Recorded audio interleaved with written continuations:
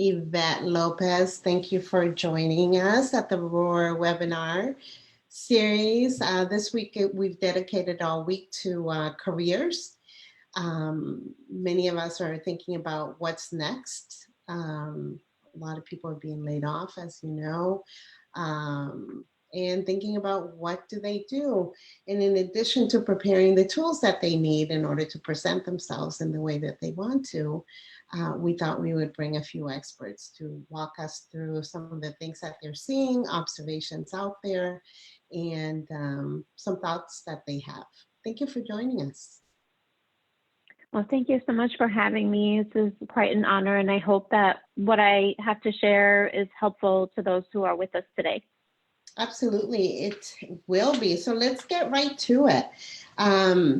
Let's talk about some ideas that you may have in terms of job seekers and presentations and what success could look like for them. Again, your space is in talent acquisition, but as a job seeker, what are you seeing? So this is actually a really good question. And when I think about this question, I think about it from both a personal as well as a professional standpoint. And I really started to reflect that, a long time ago, people were thinking that salary and title are the things that define success. And I think that over time, we've started to weigh what's really important in our lives. And so success is definitely much more of an individually defined concept. I don't think there's one cookie cutter definition for everyone. For me, it's been always about adding value and leveraging my skills to help others.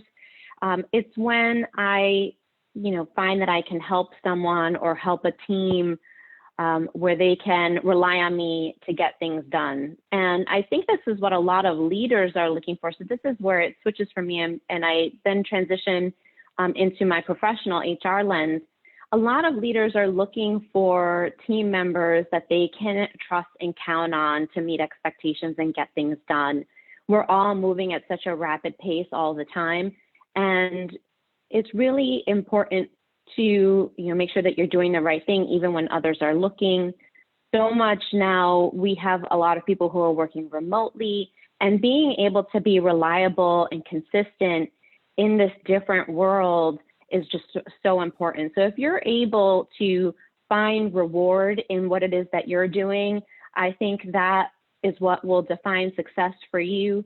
And from a leadership perspective, if you're able to be that individual who they can count on regardless of what the task is, and they know that you're going to get things done, I think they're going to see it as a success as well. But so your success in that term, but how about for the job seeker? They're thinking they need to present themselves in a certain way, maybe as an executive, a mid-manager. How are they presenting? What are the opportunities in which you can present yourself in that way, considering things have changed and they've changed considerably a lot? This is really a great addition to the question. I love that you're putting the spin on it from the job seeker. And I was thinking about just getting ready for this opportunity. I'm obviously home. This is my home office. And, this is not how I would normally dress for a day of work unless I had meetings and things like that. I wouldn't, put on all the jewelry and all the things that I did to get ready for today. But I think that when you're trying to get into the mindset of successfully finding your next opportunity, you really have to be in the right mindset. And that for a lot of people is, preparing as if you were going to be meeting people in person. Today, a lot of your job search, and this has been the case for a while now, a lot of the job search is online. Is, you're not necessarily going door to door to different offices and handing in your resume, but you're still trying to make yourself in that mindset. What if someone did want to give you a call and you had an interview? What if it was a video interview? You should feel presentable for that opportunity as well. There's a saying, dress for the position that you want. And that is true when you're going through the interview process. So even if you're at home and you're trying to find a place to be presentable, try to find a small corner where you can have things that are not too distracting in the background. Try to put yourself together the way you would if you were going to an interview, and have that mindset. That's one component of it.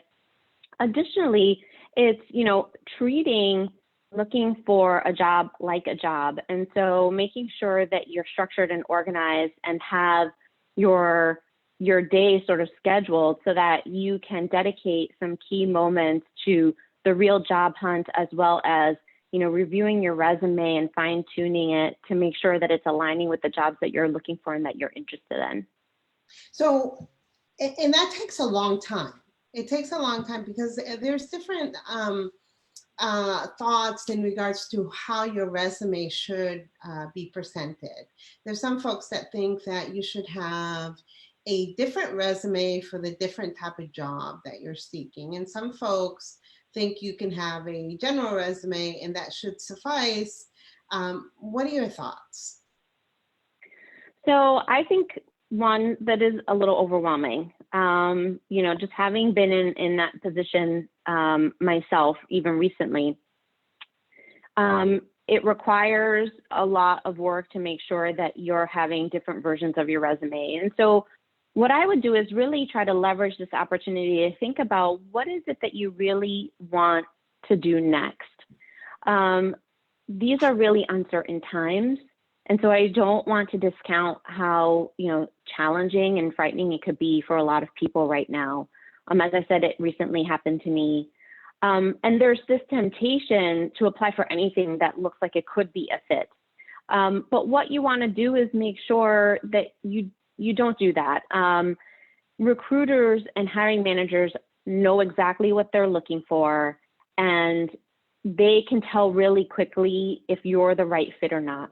And so what I would focus on doing is really having maybe just a couple different versions of your resume, if there are sort of two different ways that you really could go with your next move, and try to highlight the key contributions that you've made and those key catchphrases that are talked about in the particular industry or the particular line of work that you have done and that you're interested in, so that when a hiring manager or recruiter is looking through your resume along with everyone else's resume, these things are standing out for them.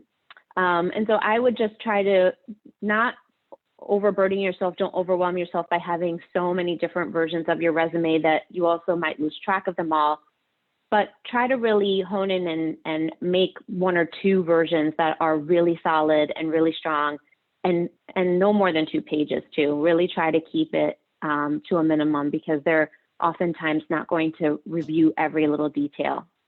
Now, what do you think about cover pages? I'm sorry, can you repeat the question? Cover pages, cover letters. Cover pages or cover letters? This is a really good question. And I actually had a conversation with Phyllis Barajas about this not too long ago. I personally, having been in a recruiting position in previous roles, I don't personally like them. I don't personally read them. I don't request them.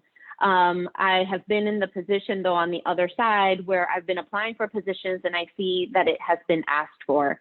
When it's asked for, I try and keep it very simple, very brief. I try to make it so that the individual looking at it wants to read my resume and read more. So I try to maybe call out 1 or 2 reasons why they should read my resume and consider me moving forward. I think you're going to find fewer and fewer positions that are looking for them. And a lot of times they just kind of get set aside. And so that's my general guidance. Okay. Now, in terms of job seekers, one of the things that I've heard recently is that companies are only looking for people that fit the exact position. They're not looking for folks that that those skills are transferable. Are you finding that as well? You know, I work for a company that is very in a very niche market and tends to hire individuals with very specific and unique coding skill sets. However, that doesn't mean that companies aren't looking for individuals with potential and with promise.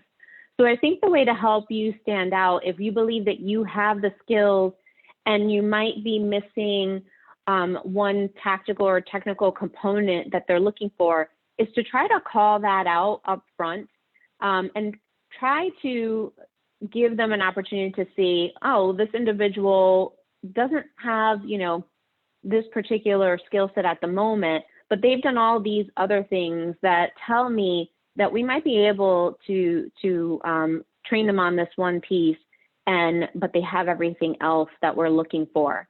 And so really highlighting what is transferable is key. The other piece that we really haven't spent a lot of time talking about is leveraging your network. And for me, it was my network that helped me land my interviews and ultimately the position that I have.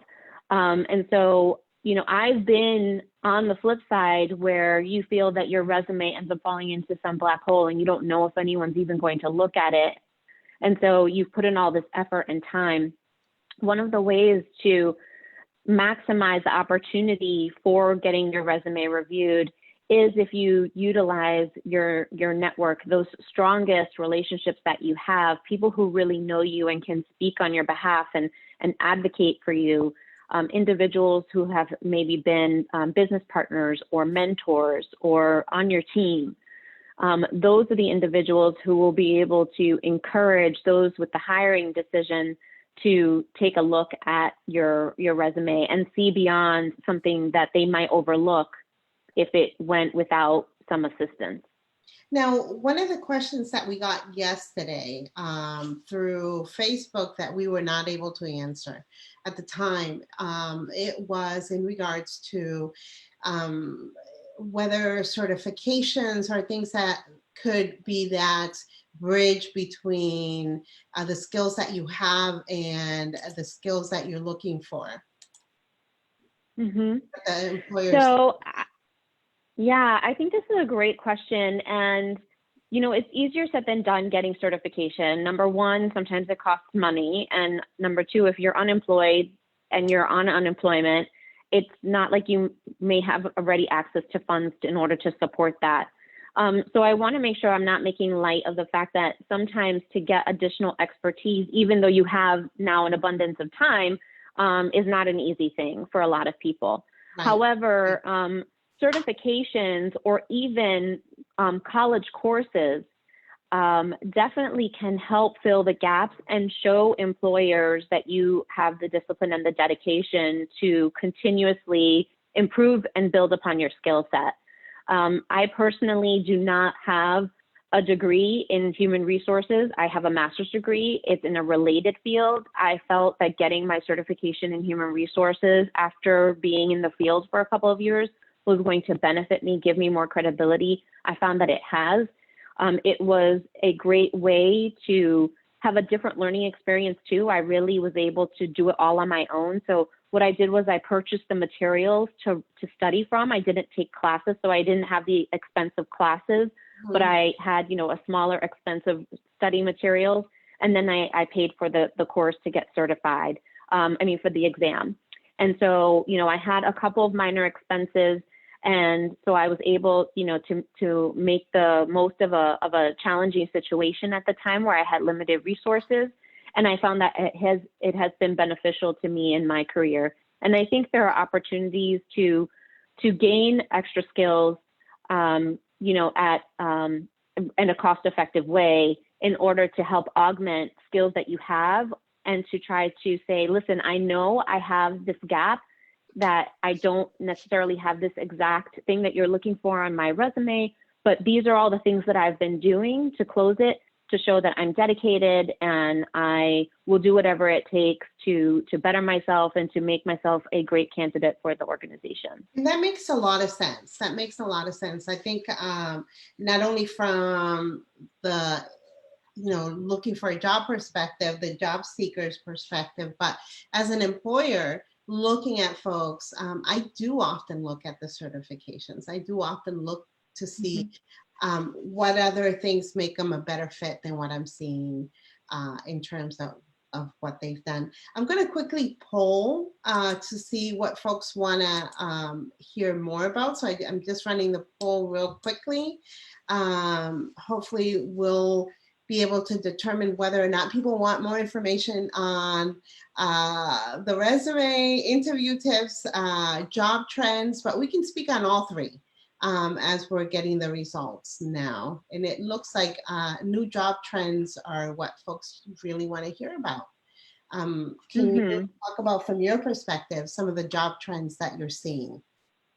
Sure. This is something I've been thinking about quite a bit, just because, I had this situation. COVID, has impacted my career, and for the good and the bad. And I will say one of the biggest things that, especially as an HR practitioner, I've been looking at, remote work for a really long time.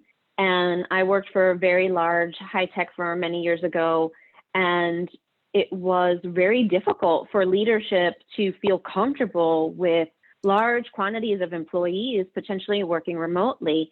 And what ended up coming of it and making it more possible for so many people were the increasing cost of real estate.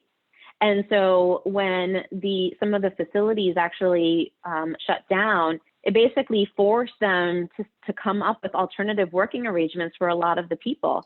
And so it was, not thinking about all the other benefits that remote work can provide employees, but this particular business need that really sort of forced it on its side, and for them to think about it. And after trying it for a while, they realized this is not going to negatively impact how we operate.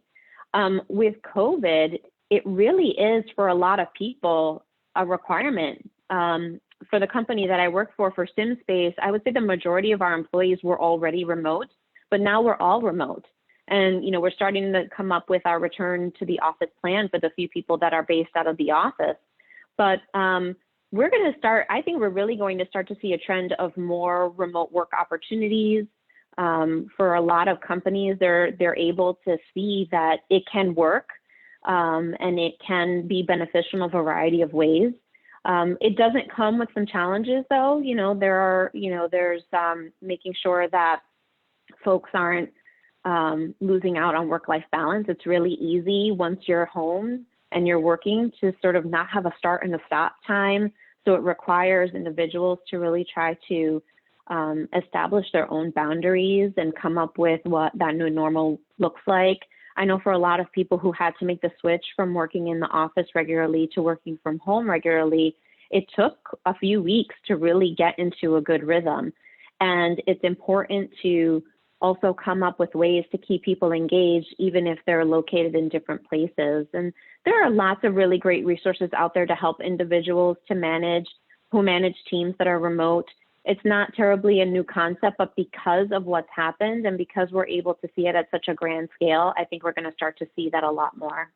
Well, I know from some of my past interviews that we've had, one theme that has come up quite often is that companies are currently analyzing what departments are running remotely and how productive they are.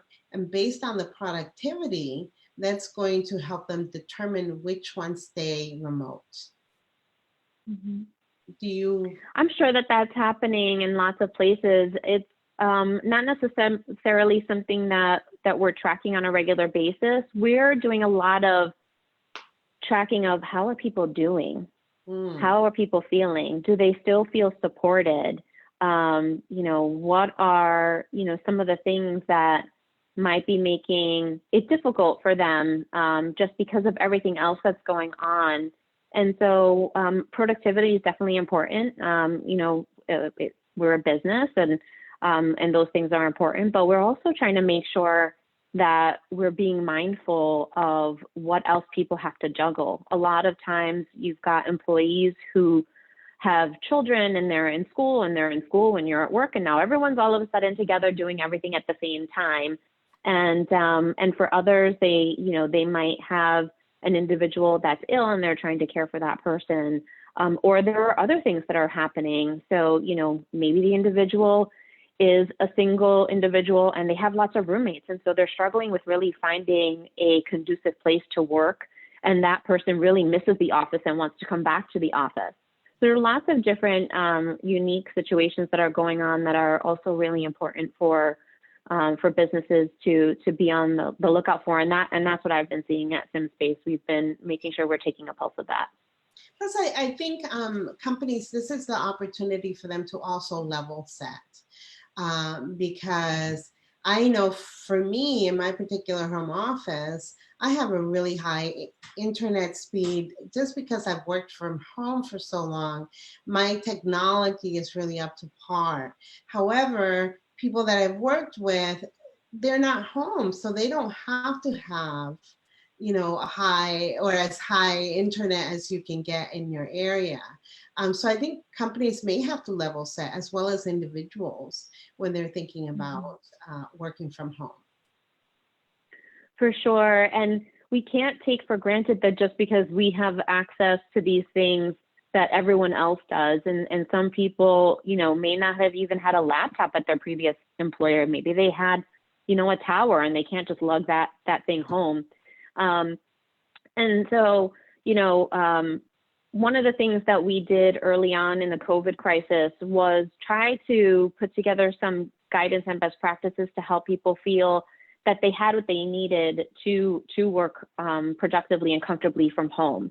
And so we did some overviews on ergonomic best practices, even if you don't have a home office and you don't have a desk, like what are the different things that you can try to do to be comfortable and be productive and with what you have. And then to let us know if there's something that you don't have that you need that would help you so that you could continue to be productive. And so it's very important to make sure that companies are maintaining an open line of communication with their employees. And because these are just unprecedented times, this is not like the usual, work from home opportunity that, some people were experiencing previously.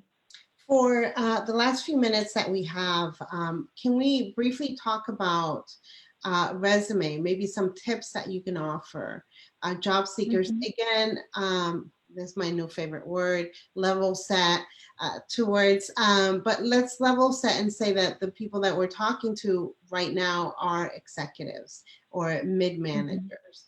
What are your recommendations in terms of what their resumes can look like, aside from the less than 2 pages? Yes, so I would definitely recommend getting another set of eyes. You can stare at something, and go through it so many times and QA it yourself where you feel that it's good to go, and there could be, some minor issues with it that someone else with a fresh set of eyes could say, oh, hey, is this what you really meant by that? Or, oh gosh, did you know that you were missing a word here? And there really is some simple, basic things. And just having a trustworthy resource that you can lean upon to do that is really beneficial. And in addition, there are organizations out there that are looking to help place executive level talent. And so doing your research to find out what kind of agencies are out there, they get paid when they place you. So, they're in it to try to find talent and place talent with their partners and their clients. And so making sure that what outlets are there for you are really helpful. I know Pappas and Pappas has experience with placing HR executives, and I've worked with them in the past. How about free tools that are out there? I know there's a scanning program that you can put your resume in the job description, and it will tell you whether or not the system will kick your resume out or not. Any software tips that you can give that are out there? So actually I don't, and I consider myself really kind of techie in that space, and that isn't something that I've actually explored or tried myself. But there are so many tools out there that are coming out all the time that are new. I know that one of my previous employers used a tool to scan job descriptions to make sure that they were clear, that they were unbiased, that they met all these different criteria, and helped to make sure that the job description was as effective as it could be. So it doesn't surprise me that there would be tools on the other side that would help do that for a resume as well. I would say, some of the more effective trends in resumes that I've seen just on the HR side are very small summary statements. That's something that tells the reader a little bit about you and makes them want to read about what you've done. Some of the other trends that I've seen that individuals can use to maybe post on their professional social media platforms is what are called virtual resumes or VCVs. And they really are more sort of forward thinking. They're not necessarily reflective of everything that you've done and that rear view look, but they can show a little bit more of a story of what you could do and what kind of person you are. So it's not necessarily something that you would email to a job posting, but that you could share as a follow-up to an interview or as a follow-up to a pre-screened telephone call, or that you could post on your social media platform and can tell a little bit about what are your values and what's your work style and that type of thing, your leadership style as well. The last few minutes that we have, we only have 3 minutes, so I want to be mindful of that. Wow. But one of the things that has come up during these conversations are people that, during this time of reflection, they've decided that they do not want executive level jobs, that they want to maybe go into a mid-manager role or a manager role. And so do you think that they need to change their resumes to adapt to the job? What do you think about that? Mm-hmm.